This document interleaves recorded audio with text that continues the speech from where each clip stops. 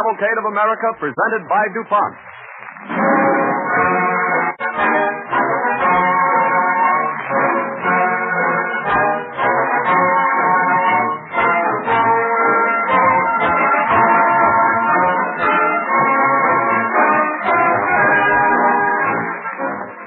This evening's program in the Cavalcade of America, presented by DuPont, is the direct result of the large number of written comments received by the sponsors some weeks ago following the broadcast entitled Songs That Inspired the Nation. We hope our listeners will find the same enjoyment in the stories behind American songs of home, how these songs came to be written and sung. Since this nation is, first of all, a land of homes, the home songs occupy an important place in our history. And just as music is interpreted in terms of home, so can be the developments of science and industry. The best proof of the service rendered by chemical research lies in the many comforts and conveniences it has brought to every home. These contributions are summed up in the DuPont ideal: better things for better living through chemistry.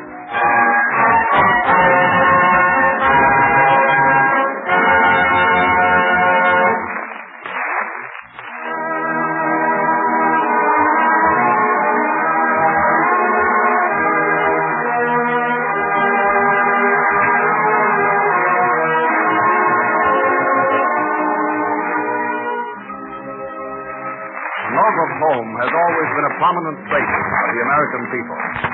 Our country was founded and settled by sturdy pioneers who above all sought permanent homes for themselves and their families. This home-loving instinct is reflected by many of our best-known songs. But the most famous of all home songs was written by a man who during all his days was a wanderer on the face of the earth. John Howard Payne was born on June 9th, 1791, in New York City. His childhood was spent in a little cottage at East Hampton, Long Island, which today is a national shrine. In 1806, he entered Union College at Schenectady. We find Dr. Eliphalet Knott, president of the college, returning home one evening. His servant opens the door for him. Good evening, Doctor. Good evening, Emerson. Young Payne arrived? Yes, sir. I told him you'd return shortly after your faculty meeting. Well, I'll see if he's still up. I want to speak to him. Come over here. Yes, sir.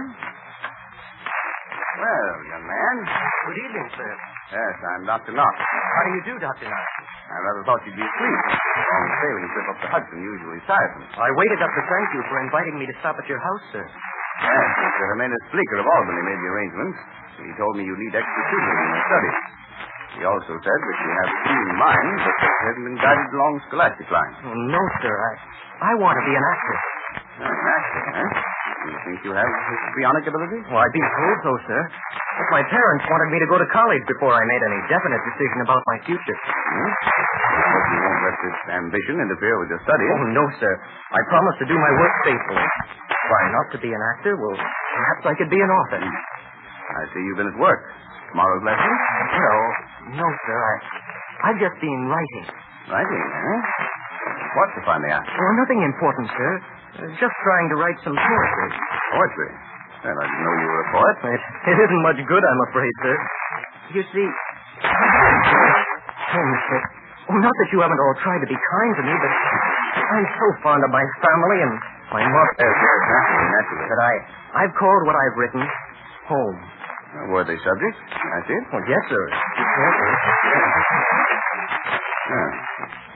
Where burns the loved heart bright, cheering the social breast, where beats the fond heart lightest, its humble hopes possessed, where is the smile of sadness of meek-eyed patience born, worth more than those of gladness which mirth bright cheeks adorn. Pleasure is marked by sweetness to those who ever roam, while grief itself has sweetness at home. Dear home. Well. Why, I know it isn't very good, sir. It has merits, John. Yes, I like that last line of the first stanza. While grief itself has sweetness at home. Dear home. Someday I'll try to write a better poem about home.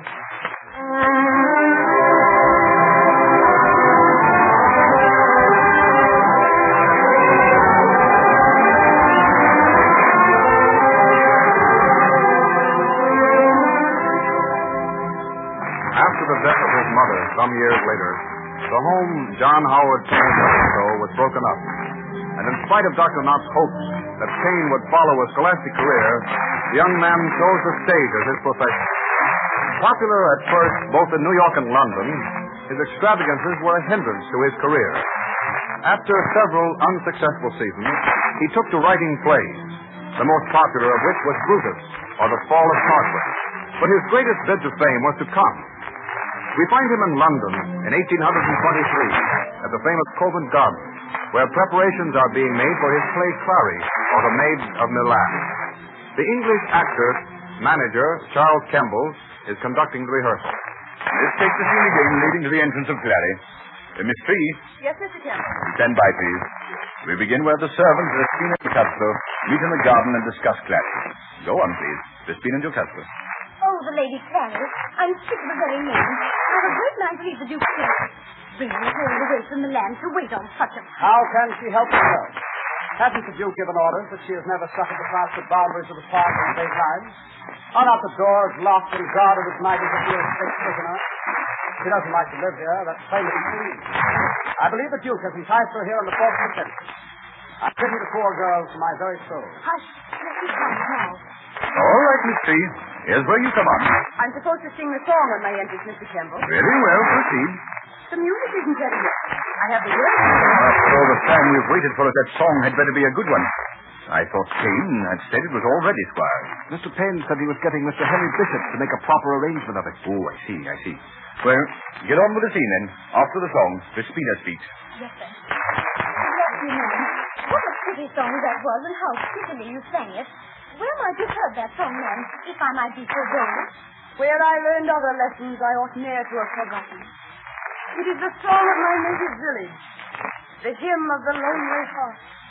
It is the first music heard by infancy in its cradle, and our cottagers, blending it with all their earliest and tenderest recollections, never cease to feel its magic. Mr. Kemble, Till they here's Mr. cease Payne and to Mr. live. Bishop. Hold it, please, hold it. Well, Mr. Payne. Morning, Mr. Kemble. How do you do, Mr. Bishop? How do you do, Mr. Kemble? We've been waiting for you. I hope we're to have that song at last. Yes, Mr. Kemble, we have it. It'll have to be a very good one. Live up to your flattering description, Mr. Payne. The hymn of the lonely heart, whose magic is felt until death. I think the song has elements of popularity, Mr. Kemble. Well, let's hear it. Do you like the music, Mr. Bishop? It's a tune Mr. Payne heard of peasants sing when he was traveling in Sicily. He didn't remember it all, but when he hummed it for me, I recognized it as an old Sicilian folk tune. I've embellished it a bit. Will you try it, Miss Tree? You'll find the piano with the wings there, Mr. Bishop. Thank you. After you, gentlemen. Thank you. Mind those steps leading to the stage now? I'm anxious to hear the music, Mr. Sounds sincere. It is sincere, Mr. Kemble. I wrote it when I was living in a Paris garret, thinking about the little cottage I lived in when I was a boy. Can you see all right, Mr. Bishop? Thank you, Mr. Squire. Shall I have the piano moved on stage? No, it's quite all right, Mr. Squire. Thank you. Will you sing it, Mr. Payne? Well, if Miss Tree wouldn't mind, I'd rather first. Of course, Mr. Payne. I already know the words. All right, Miss Tree. Let's hear the hymn of the lonely heart.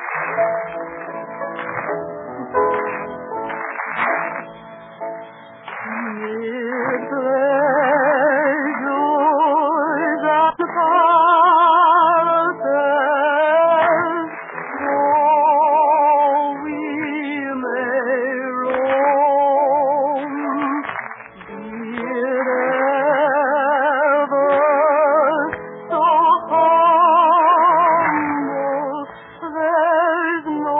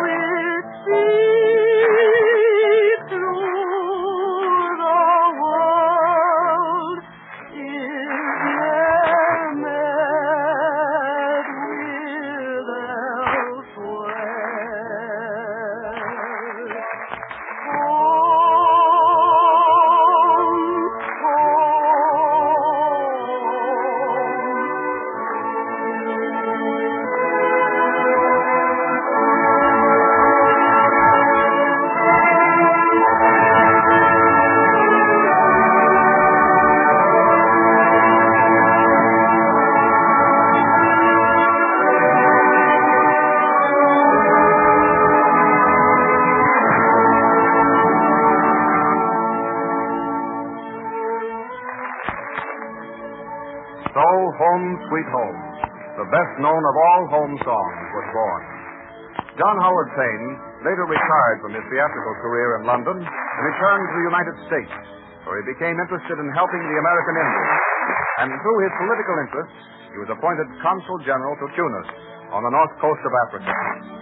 In 1851, we find him in the consulate on his 60th birthday as his secretary comes into the room. The young American sailor wants to speak to you, Mr. Payne. Very well. Send him in. Yes, sir? Why, what's that, Mr. Jones? Why, that's the Royal Tunisian Band come to serenade you on your birthday. Well, well, serenading me with my own song. That was very thoughtful of my friend the Bay. Yes, sir. Will you see the young American now? Of course. This way, please. Thank you. Here's the young man, sir. I am, young man.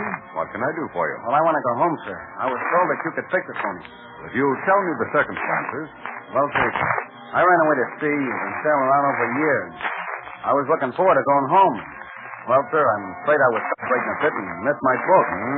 I didn't desert, sir. I was too glad to be going home. They told me at the dock that you could fix it for me. I'm sure we can. Mr. Jones here will see what he can do. I haven't any money. That's something an American consul is supposed to arrange, too. Oh, thank you, sir. It's mighty good of you. Hearing them play that song outside makes me want to go home all the more. You never know how good home is till you're away from it, do you, sir? That song brings back memories, eh? Certainly does, sir. The man who wrote those words must have had a wonderful home. Well, as a matter of fact, he never really knew a home. You know him, sir? Very well. You see, I wrote those words. You, sir? Yes, sir. So I can appreciate your anxiety to see your home again. How often I've been in the heart of Paris, Berlin, London, or some other city, and have heard people sing or hand organs play Home, Sweet Home, without having a shilling to buy myself the next meal or a place to lay my head. The world has literally sung my song until every heart is familiar with its melody. Yet I have been a wanderer from my boyhood.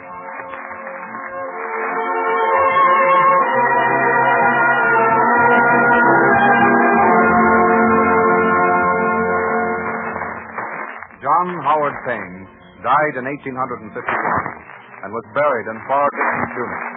And it wasn't until March 1883, 32 years later, that the body of the author of Home, Sweet Home was returned to his native land.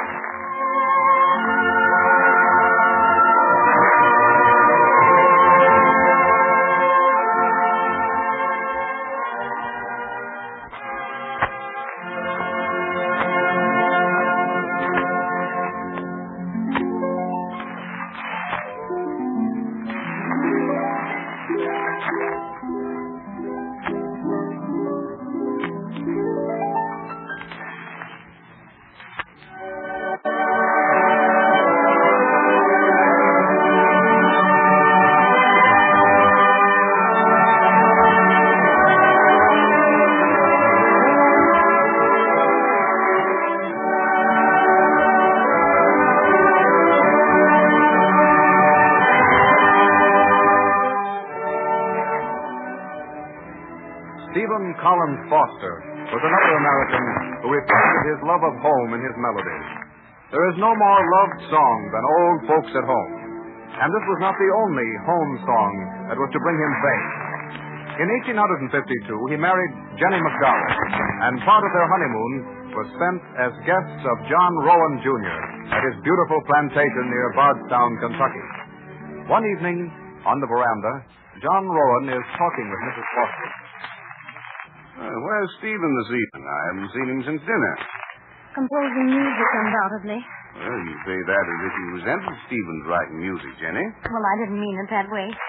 But on such a beautiful evening like this, with the wonderful moon, it does seem a bit unusual for a man to close himself up in a house with a piano. Well, Stephen's music is beautiful, Jenny. Breathes the very spirit of the Southland. That's strange, too, isn't it? For a man who was born in Pennsylvania. Yes, there's something universal in music. Jenny. Yes? John. I finished it. New song, Stephen? Yes. Would you care to hear it? Oh, all would, I'm sure. Shall we go inside? Yes. Well, what's the inspiration this time, Stephen? Your home, Tom. My plantation here? Yes, Tom. In the first place, this house. Its stateliness and dignity. You know it's patterned after the lines of Independence Hall in Philadelphia. Well, I didn't know that, John, but I do know it's very beautiful. You lead the way to the parlor, Jenny? Yes, indeed. That's you, Stephen. Thank you, sir. You know, this morning when I awakened, I looked out of the open window.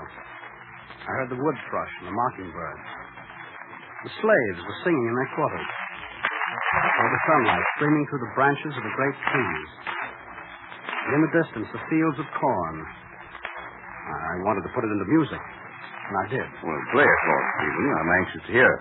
A song inspired by my old Kentucky home. Well, that's what I've called it. I heard you use that term last night. The sun shines bright in my old Kentucky home. This summer, the darkies are gay. The corn tops ripe and the meadows all in bloom. And the birds make music all the day.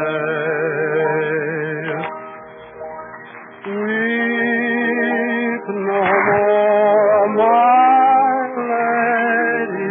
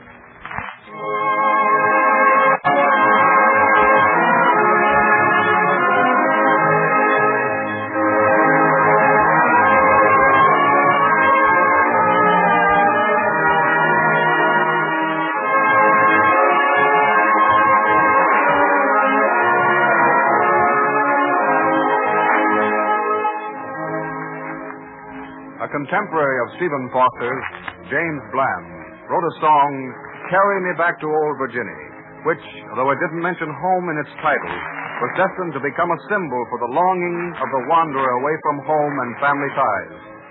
An incident is recorded while Carry Me Back to Old Virginia was being played and sung at an open-air concert near Philadelphia.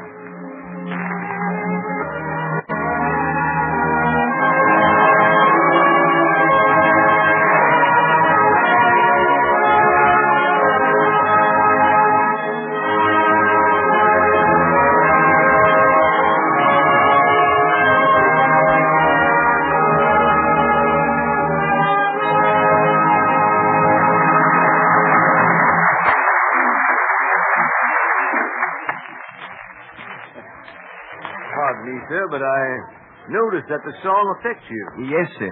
It brings tears to my eyes. You're a Virginian too, then, sir? Yes, sir. I'm from Australia. The sentiment of the song, the music and the words made me think of my home down under. We're all brothers when it comes to songs like that, I call it.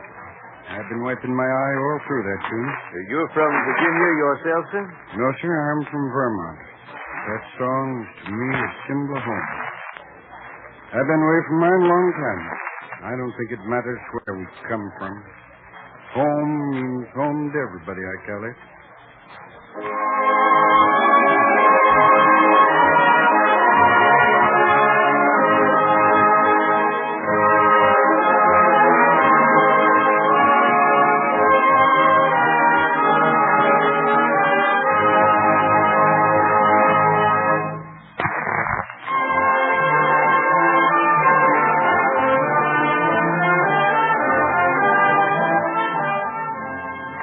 Cavalcade of America, presented by DuPont, moves westward, where no one is more sentimental or home-loving and the roving cowboy who makes his home wherever there's a herd of cattle to be brought up to a roundup. In the early 90s, on a ranch 18 miles west of the little cow town of Ballinger, Texas, the cowboys are gathered together after a long day's work, singing their favorite songs. A small boy sits beside his mother on the ranch house steps and listens to the harmony. From the pallid lips of the youth who lay on his dying bed at the close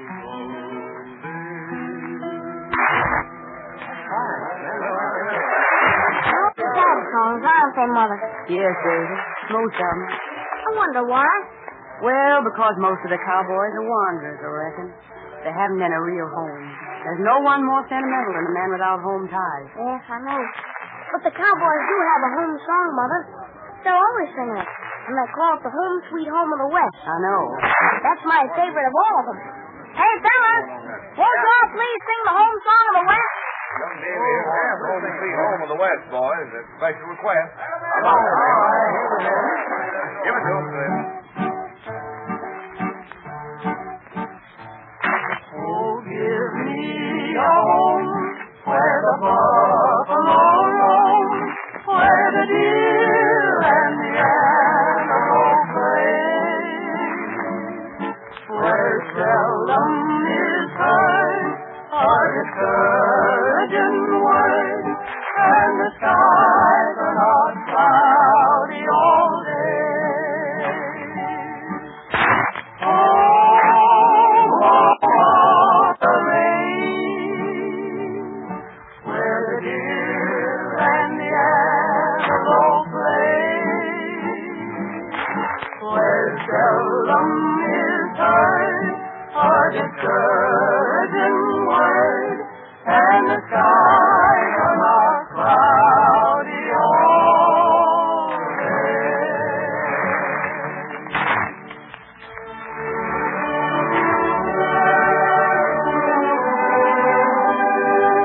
That small boy was David Guyan, whose special transcription of Home on the Range many years later was to bring it to the attention of the greatest audience it had ever known.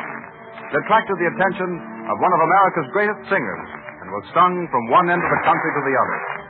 Shortly after it had been chosen as the official song of the Texas Rangers, a musical reporter questions Mr. Guyan about the song. How did you come to recreate this song, Mr. Guyan? Well, it was always a favorite of mine. In my blood, I guess. When I was a boy, I used to beg the cowboys to sing it. My mother used to sing me to sleep with it. It meant home to me. I was fond of it, and I thought perhaps that others might be, too. No doubt about that, Mr. Guyan. I understand that when Mr. John Charles Thomas appeared recently in the Hollywood Bowl, the entire audience got up and yelled for him to sing it. Mr. Thomas has done much to popularize the song. He and Home on the Range seem to belong to each other. When the Texas Rangers adopted it as their official song, they made Mr. Thomas an honorary member. It's a beautiful old song, all right. Who wrote the words? Well, no one seems to know. Cowboy songs like Grass on the Prairie sprang up overnight. The original author and composer are lost in tradition. But the song itself seems to have been popular in all parts of the West. It has a kind of universal appeal. I've heard it sung by the cowboys after a roundup beside the campfire.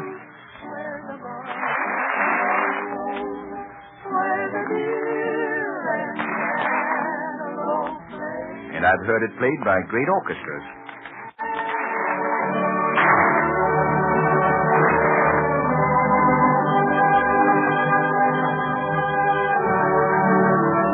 I've heard it sung as a solo. Home, home on the range, where the deer and the antelope play. But no matter where I hear it, or who sings it, to me it will always be the home sweet home of the West.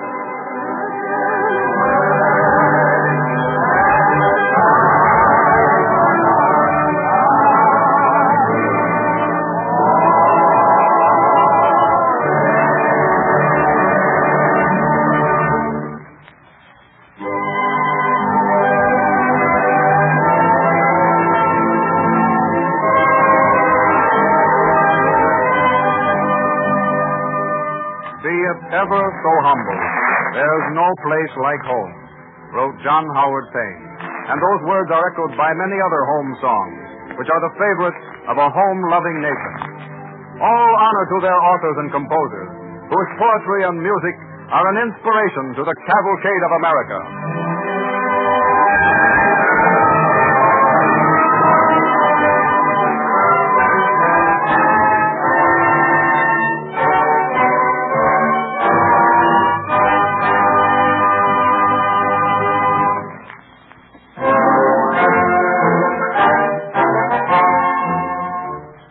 About this time of year, we begin to realize that summer heat is with us again.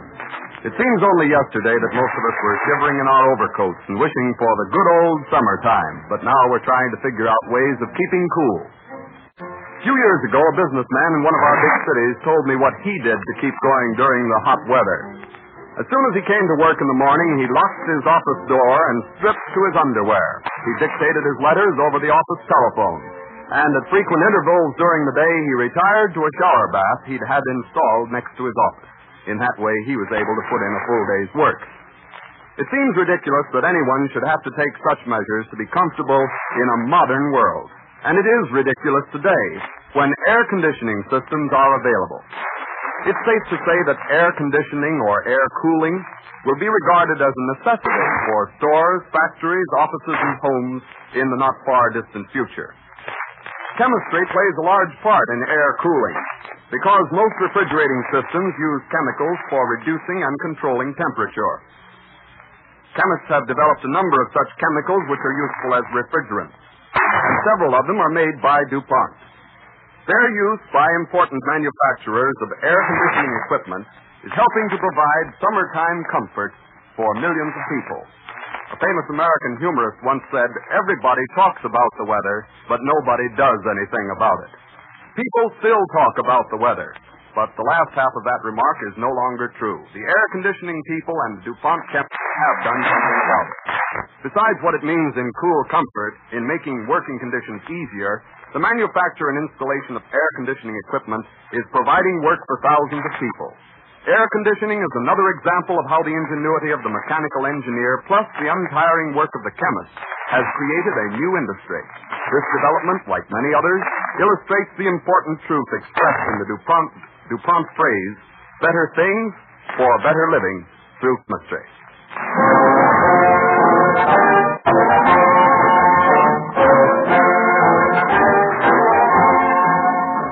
Heroes of Texas will be the title of the broadcast next week at this time when DuPont again presents the Cavalcade of America.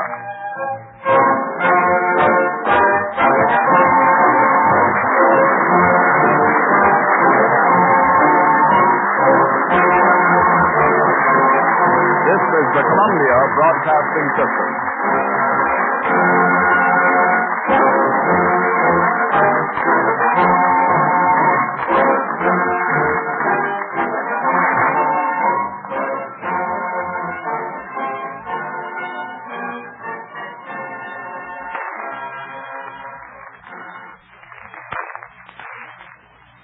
WABC, New York.